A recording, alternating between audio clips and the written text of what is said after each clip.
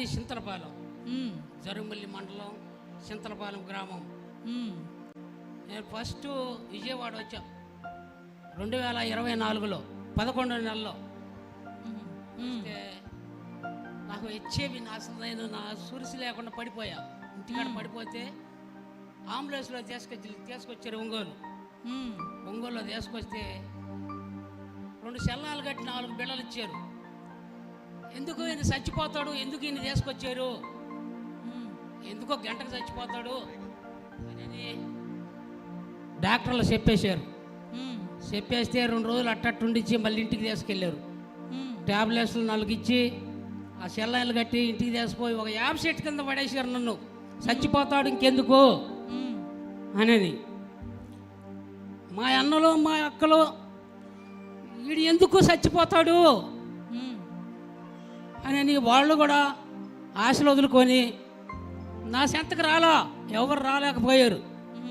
ఏది నా జబ్బు వాళ్ళకి వచ్చేస్తుందని నన్ను ఎడంగానే పెట్టేసేసారు.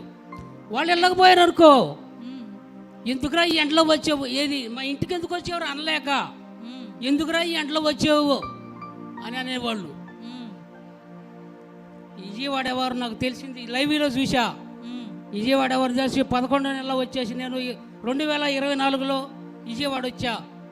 వచ్చినాక నా పేరేం పిలవల అయ్యగారు ప్రేయరాలు ప్రార్థన చేసి నాకు ఇచ్చాడు. వస్తానే ప్లాట్ఫారం ఎగురుతూకి ట్రైన్ ఎక్కా. ఈ తైలం నా నోట్లోని పడంగలోనే ఈ ఒళ్ళు నొప్పులు ఇవన్నీ తగ్గిపోయినాయి. గట్టిగా చెప్పలు కొడతారా? ఒకసారి ఈ బాధకు భరించలేక బాత్రూంలోకి పోయి ఉరేసుకున్నా. లింగి ఇప్పుకొని ఉరేసుకొని ఆ ముడి ఊడి కింద పడ్డా. పైకి లేసే శక్తి నాకు లేదు. ఎవరో వచ్చి డోర్ తట్టారు. ఎవరో డోర్ తీయమని. ఎవరబ్బా డోర్ తడుతుండ్రని చెప్పని నాకాడ లేసే శక్తి లేదు. నాకాడ అయ్యా నేను లేవలేనన్నా, నీ ముంగల పక్క గోడ ఉంది, గోడ పట్టుకోనిలే, నేనుండా నిన్ను బతికిస్తా అని చెప్పాడు. సల్లంగా గోడ పట్టుకొని బయటకు వచ్చేలాగా డోర్ తీసుకొని ఎవరు లేరు. అమ్మా ఎవరన్నా వచ్చారన్నా, ఎవరు రాలా. నా యేసు ప్రభే నన్ను రక్షించాడు. విజయవాడ వచ్చి 12వ నెలలో నన్ను పిలిచాడు. ప్రభువు నన్ను పిలిచి నన్ను ప్రార్థన చేశాడు. ప్రార్థన చేసినాక 12వ నెలలో నా ఎమ్మిట 20 మంది వచ్చారు. నా పేరు యోహాను అని పిలిచాడు. నన్ను స్వస్థతపరిచారు దేవుడు. నన్ను నా ఎమ్మిట మళ్ళీ నేను 12వ నెలలో వస్తుంటే 20 మంది నా ఎమ్మిట వచ్చారు. నేను నడుస్తుంటే నా నడక చూసి 20 మంది నన్ను వెంటాడారు.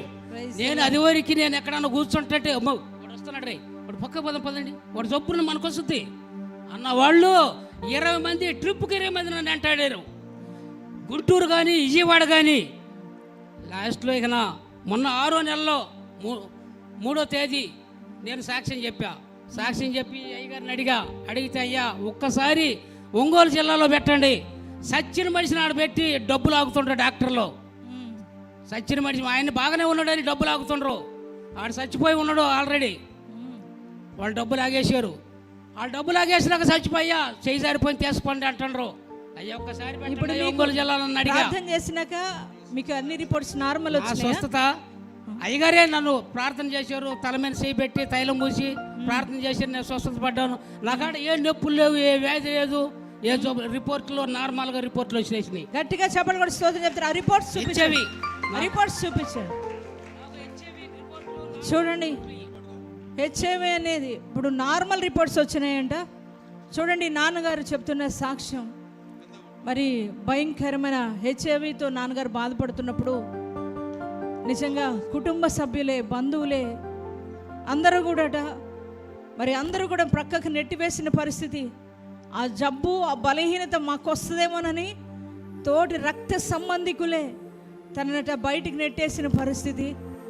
నిజంగా కూర్చుని లేవలేకపోతున్న ఆ సమయంలో కుమారుడు ఎంతో దిగులుతో కృంగిపోయి ఉన్న ఆ సమయంలో మరి పాల్పృథ్వీ మినిస్ట్రీస్ అనే యూట్యూబ్ ఛానల్ ద్వారా అందించబడుతున్న మరి ఆ యొక్క సాక్ష్యాలు విని సహోదరుడు పరిశుద్ధాత్మ తైలాభిషేక స్వస్థత ఆరాధనకు విజయవాడ పట్టణానికి రావడం జరిగింది.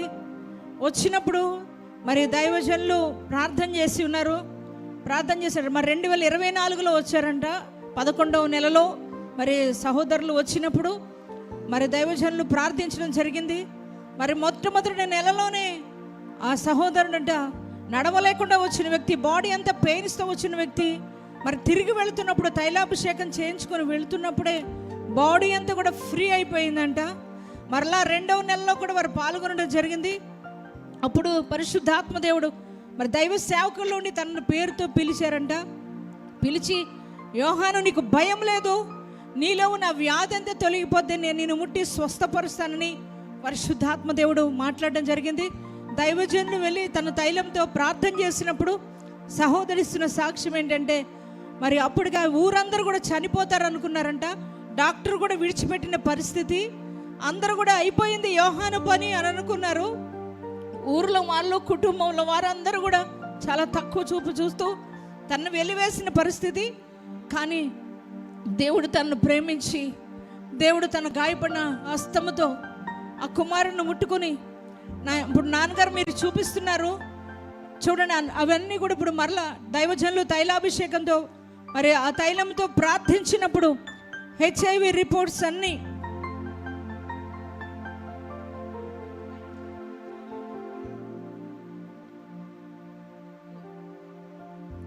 చూడండి, నార్మల్ రిపోర్ట్స్ వచ్చినాయి. గట్టిగా చప్పట్లు కూడా ప్రభుకి స్తోత్రం చెప్తారా?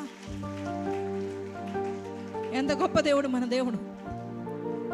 వాస్తవంగా HIV అనేది బాగుపడదు, HIV వస్తే తగ్గదు. చూడండి, కుటుంబీకులందరూ వెళ్ళేసారంట. అందరూ కూడా మా ఇంటికి రావద్దు అనలేక, ఈ ఎండలో ఎందుకు వచ్చేవరా అని మాట్లాడేవారట. నిజంగా ఆ సహోదరుడు ఎన్ని రోజులు ఏడ్చాడో, అందరూ కూడా అలా ప్రక్కకు పెడుతుంటే ఎంతగా కృంగిపోయి ఉన్నాడో, ఎంతగా మరి గాయపరచబడినాడో. నిజంగా మనుషులైతే మనుషులకు మన బాధ అర్థం కాదు, మనుషులు మనల్ని అర్థం చేసుకోలేరు. మనం ఆరోగ్యంగా ఉన్నప్పుడు, మనకు సమృద్ధి ఉన్నప్పుడు, మనకు సంపద ఉన్నప్పుడు అందరూ మనల్ని ప్రేమిస్తారు, అందరూ బంధువులు అవుతారు. కానీ ఎప్పుడైతే మనం బలహీనం అయిపోతామో, రోగగ్రస్తులం అయిపోతామో అందరూ ప్రక్కకు నెట్టేస్తారు. కానీ మన యేసయ్య అటువంటి వాడు కాదు. మన యేసయ్య ప్రేమ కలిగిన వాడు. మనం ఎప్పుడు బలహీనం అవుతామో, రోగగ్రస్తులమై ఉంటామో, ఆయన మనల్ని ప్రేమించి మన దగ్గరకు వచ్చి మనల్ని ముట్టి స్వస్థపరిచే దేవుడు గొప్పవాడు. ఈరోజు సహోదరు సాక్ష్యం ఇస్తున్నారు, HIVతో నేను లేవలేని పరిస్థితుల్లో చనిపోయాడు అని అనుకున్నారు అందరూ. కానీ తైలాభిషేక ఆరాధనకు వచ్చిన తర్వాత దైవజనులు నన్ను పేరుతో పిలిచినప్పుడు, ఆ తైలముతో ప్రార్థించినప్పుడు నా రిపోర్ట్స్ అన్నీ మారిపోయినాయి. దేవుడే నన్ను ముట్టి స్వస్థపరిచారు, నేను ఇప్పుడు హీల్ అయ్యానని సహోదరుడు మీ కళ్ళ ఎదురు ఈ రోజున ఎంతో ఆరోగ్యవంతంగా సాక్ష్యం ఇస్తున్నారు. తను పొందుకున్న మేలును బట్టి ఈ రోజున చాలామందిని వారి ఊరు నుంచి ఈరోజు పరిశుద్ధాత్మ తైలాభిషేక ఆరాధనలకు ఇక్కడ కావచ్చు, గుంటూరు కావచ్చు, విజయవాడ కావచ్చు, సహోదరులు తీసుకొని వస్తున్నారు. మరి సహోదరుడి జీవితంలో గొప్ప కార్యాలు చేసిన దేవాదేవునికి గట్టిగా చప్పట్లు కొట్టి స్తోత్రం చెప్తారా?